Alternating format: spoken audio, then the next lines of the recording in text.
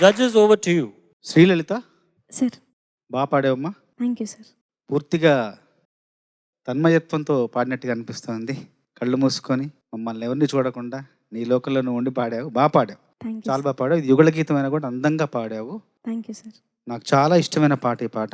నాకు రాఘవేంద్ర గారితో ఒక చిన్న ఒక సంఘటన జరిగింది, అది మధురం, ఎప్పుడు మర్చిపోలేను. ఏంటంటే సౌందర్య లహరి అని చెప్పేసి ఒక టీవీ షో చేశారు ఆయన. పాటల గురించి మొత్తం ఆయన చరిత్ర అంతా ఉంటుంది. దానికి నన్ను శీర్షిక గీతం రాయమని పిలిచారు. పిలిచినప్పుడు చెప్పారు, ఒకే నిమిషంలో ఉండాలి పాట అంతా అని చెప్పారు.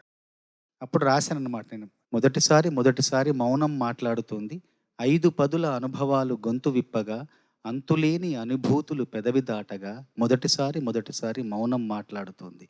సాగించిన పయనాలు, సాధించిన విజయాలు, నేర్చుకున్న నియమాలు, ఓర్చుకున్న నిమిషాలు, కనిపించని చిత్రాలు, కనిపెట్టిన చిట్కాలు, తలపండిన విషయాలు, తెర వెనక వివరాలు, పాఠాలుగా మలచాలని 10 మందికి నేర్పాలని మొదటిసారి మౌనం మాట్లాడుతోంది, ఆ మాటల మధుర జిరి సౌందర్య లహరి అని రాశారు.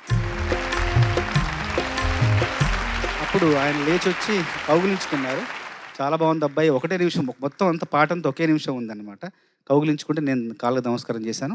డబ్బులు తీసుకోమన్నారు. సార్ వద్దని చెప్పి తిరస్కరించాను. మీ గురించి రాసిన పాట, డబ్బులు తీసుకుని చెప్పేసి వచ్చేసాను.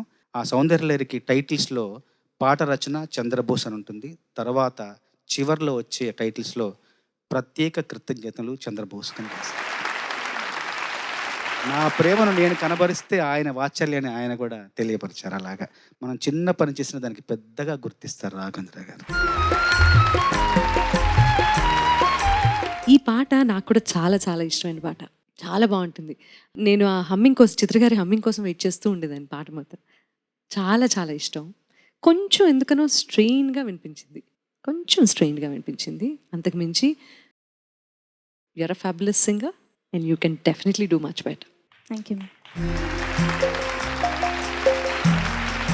శ్రీలలిత, సార్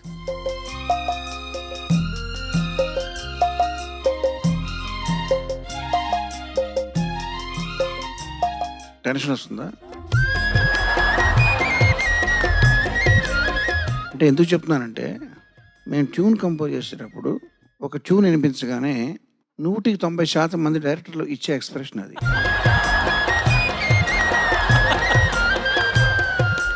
బ్లాంక్ ఫేసుపై మూగ భాషలు అంటారు.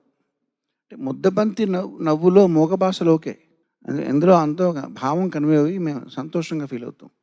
బ్లాంక్ ఫేసులో మూగ భాషలు మాత్రం భయం వేస్తుంది. సో అది చెప్పడం కోసం కాసేపు బ్లాంక్ ఫేస్ పెట్టి నిన్ను టెన్షన్కి గురి చేస్తుంటే నన్ను క్షమించు, చాలా చక్కగా పాడావు నువ్వు. Thank you sir. ఎందుకు చెప్తున్నానంటే, రాఘవేంద్రరావు గారు ఆయన బ్లాంక్ ఫేస్ చెప్పి పెట్టరు. ఒక ట్యూన్ వినిపిస్తే ఇది పలానా వాళ్ళకి ఇచ్చేయంటారు, పేరు అనవసరం, ఎవరో లోకు డైరెక్టర్ పేరు చెప్పి ఇది వాళ్ళకి బాగుంటుంది వాళ్ళకి ఇచ్చేయి మనకు వేరే చేయంటారు. వెంటనే ఇది బాగోలేదు, ఇది మరీ ఇబ్బందిగా ఉంది అని వెంటనే చెప్పేస్తారు. బాగుంటే వెంటనే ఓకే అంటారు. అంతేగాని బ్లాంక్ ఫేస్ పెట్టి మమ్మల్ని టెన్షన్కి గురి చేయని ఏకైక డైరెక్టర్ రాఘవేంద్రరావు. ఎందుకంటే ఆయనకి క్లారిటీ అనేది ఆయన ఆయుధం. ఆయనకి ఏం కావాలో ఆయనకు తెలుసు, ఆయనకి ఏం వద్దో కూడా ఆయనకు తెలుసు.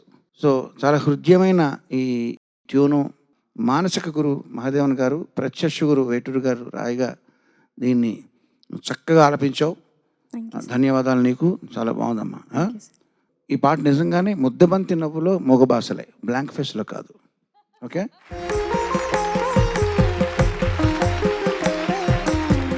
చక్కగా పాడారు. Thank you. All the best.